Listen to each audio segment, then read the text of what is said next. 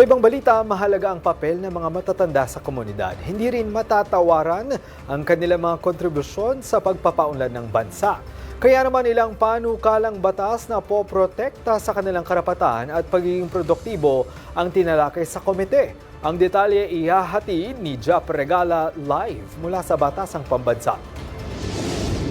Jap? Greg, mga panukalang batas na makatutulong at magbibigay ginhawa sa mga matatanda ang tinalakay ng isang komite ngayong araw. Aprobado na ng Committee on Senior Citizens ang committee report sa substitute bill sa mga panukalang batas na layong palawigin ang oportunidad sa trabaho ng mga matatanda. Ayon kay Committee Chairperson Milagros Aquino Magsaysay, dapat mailatag ang mga polisiya na tutugon sa pangangailangan ng senior citizens.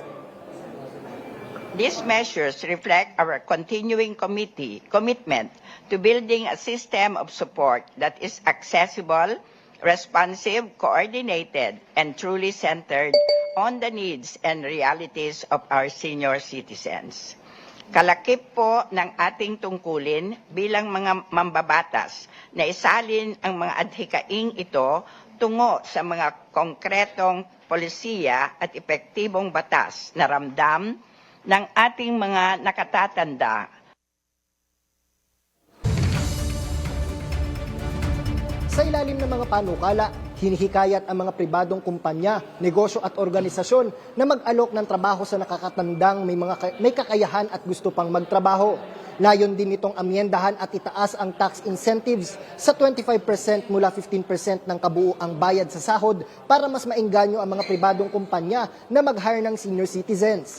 Lusot na rin ang committee report sa substitute bill na magbibigay ng sapat na regulasyon sa mga pasilidad na nag-aalaga sa senior citizens.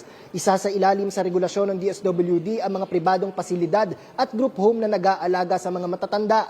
Sa kasalukuyan, may mga pribadong pasilidad na hindi pa rin direktang sakop ng DSWD o DOH. Sa tulong nito, matitiyak ang proteksyon, kaligtasan at maayos na pangangalaga sa mga matatanda at hindi sila mapapabayaan o maaabuso. Kasama rin dito ang pagsunod sa mga pamantayan para sa mga senior citizen with disability. Our ultimate goal is to translate our legislative measures to practicable solutions and government services that will promote the welfare of our Filipino senior citizens. Nais po natin gawing panatag at maginhawa ang kanilang buhay. Samantala, Greg, lusot na rin sa initial deliberation ang panukalang batas na magpapalawak sa mga sakop ng discounts na natatanggap ng senior citizens at inaasahan nga na tatalakayin muli ito sa susunod na pagdinig. Greg?